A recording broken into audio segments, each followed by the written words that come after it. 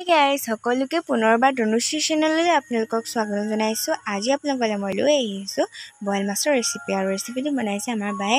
আহকচোন কেনেকৈ বনাইছে আমি চাওঁ। 4টা বিলাহী পুৰি লৈছোঁ আৰু আমি ইয়াৰ লগতে 2টা জলকীয়া পুৰি লৈছোঁ।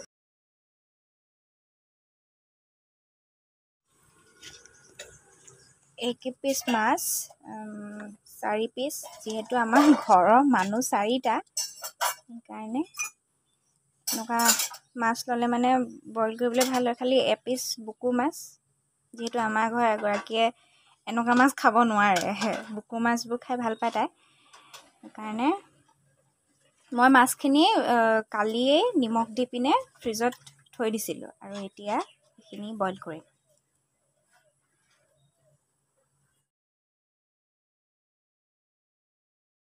এইফালে মোৰ মাছো ৰেডি হৈ আছে।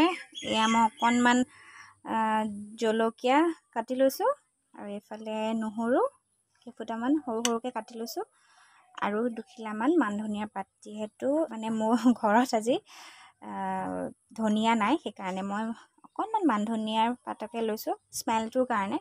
আৰু অকণমান নেমু এই মাছটোত চেপি দিম।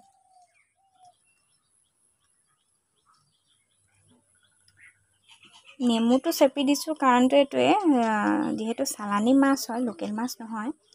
নেমুটো চেপি দিয়াৰ লগে লগে নহয় অকণমান মাছটোৰ ফ্লেভাৰটো লোকেল মাছৰ নিচিনা হয়, মানে সেইকাৰণেই নেমুটো চেপি দিছোঁ।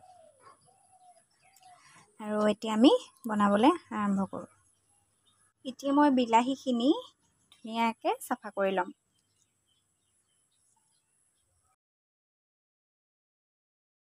বিলাহীটো পুৰি ল'লে স্ম'কি ফ্লেভাৰটো আহে যে, তেতিয়া খাবলৈ ভাল লাগে মানে।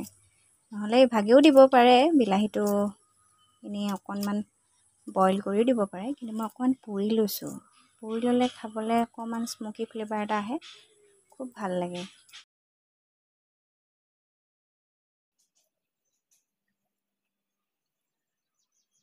এইখিনি এতিয়া মই ভালকৈ পিটিকি ল'ম।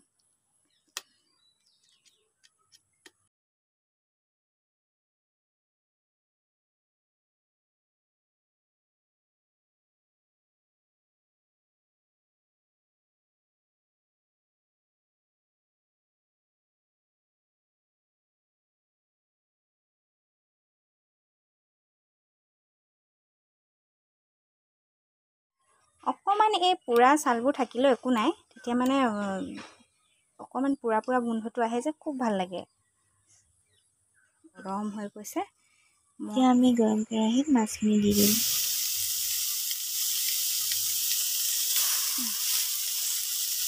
এতিয়া অকণমান টাইম থাকক এনেকৈ, 2 মিনিটমান, বেছি নহয়, 2 মিনিটো নহয়, অকণমান সময়।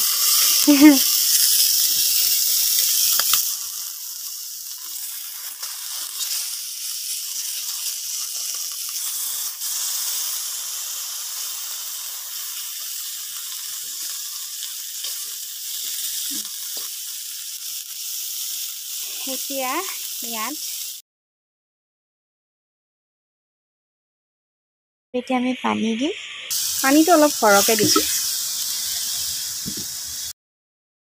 উতলিব লাগিব, সিজিবও লাগিব মাছটো, বিশেষকৈ বইল মাছ যিহেতু।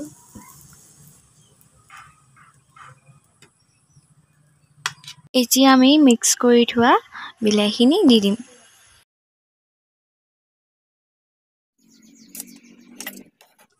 এতিয়া দি দিম মই এই কাটি থোৱা জলকীয়াখিনি। এয়া নহৰু।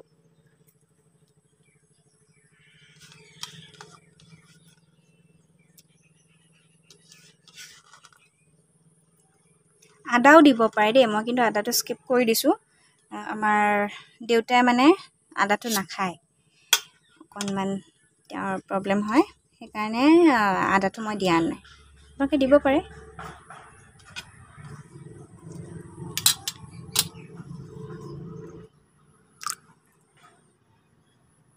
এতিয়া মই ইয়াত সোৱাদ অনুযায়ী নিমখ দিম। লাহেকৈ মই গেছটো বঢ়াই দিলোঁ অকণমান। আৰু এতিয়া নিমখ এচামুচ দিছোঁ। এচামুচৰ আধা দিছোঁ।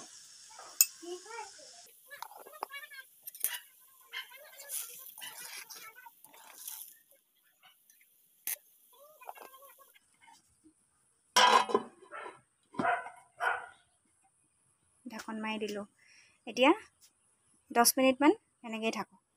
তাৰ পাছত আকৌ খুলি চাম। আৰু এতিয়া আমি মান ধনিয়াকেইডাল কাটি লওঁ।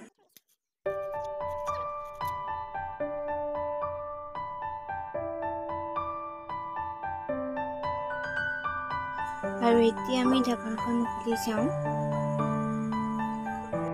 লাহেকৈ আমাৰ মাছখিনি সিজিছে আৰু।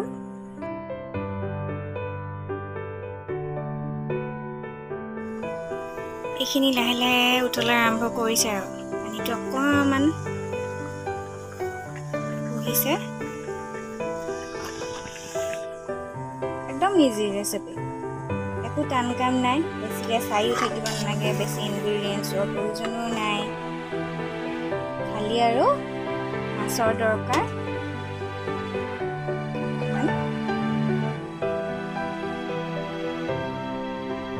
মই অকণমান এতিয়া পিঁয়াজ কাটি দিম। এতিয়া আমাৰ কাটি থোৱা পিঁয়াজখিনি দি দিম।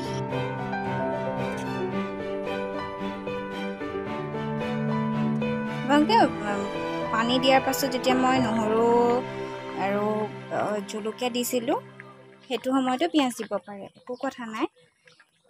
ইয়াত দিয়াৰ একো হেৰি নাই বাৰু, কিন্তু দিলে মানে কি হয়, পিঁয়াজটো দিলে অকণমান মিঠা মিঠাও লাগে আৰু লগতে মানে কি হয়, গোটা হৈ যায়, ফ্লেভাৰটো অলপ ডাঠ হয় মানে, সেইকাৰণেহে দিছোঁ মই পিঁয়াজ।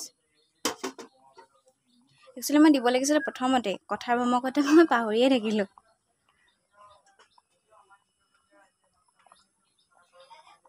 এইখিনি এতিয়া মই অকণমান ঢাকন মাৰি দিওঁ, যাতে পিঁয়াজখিনি গলি যায়।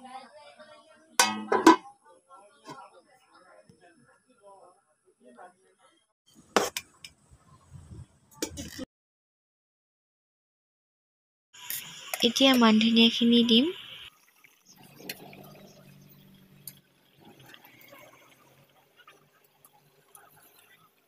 এতিয়া লৰাই ল'ম অলপমান।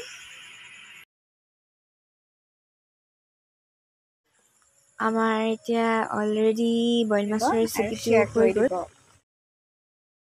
দুপৰীয়া এয়া বইল মাছ মই বনাইছিলোঁ।